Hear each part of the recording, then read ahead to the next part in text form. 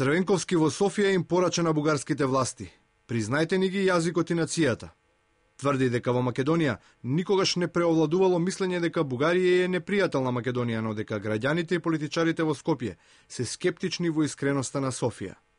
Неподготвеноста во Бугарија да се признае засебноста на македонскиот народ и засебноста на македонскиот јазик создава сомнеш.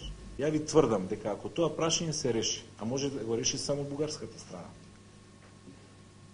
испочитувајќи го тоа право, дека во тој момент никаква резерва во моментов и во наредните не знам колку години, децени или векови во односите меѓу двете земји и двата народи повеќе нема да постои.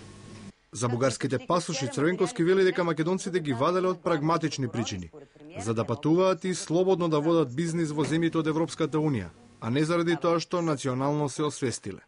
Ќе ве цитирам. Значи не потврдувам, не се согласувам, тоа ќе ве цитирам. Откако Бугарија стана членка на Европската Унија, многу граѓани на Македонија се вратија кон бугарските корени. Зашто не се вратија пред да стане Бугарија членка на Европската Унија? Лидерот на социјалдемократите ја прифатил идејата на бугарскиот председател, што поскоро да биде склучен договор за добрососедство меѓу двете држави, но според него тој треба да биде усогласен меѓу Скопје и Софија. Освен со Прванов, во Софија Црвенковски се сретна и со лидерот на опозицијата Сергеј Станишев.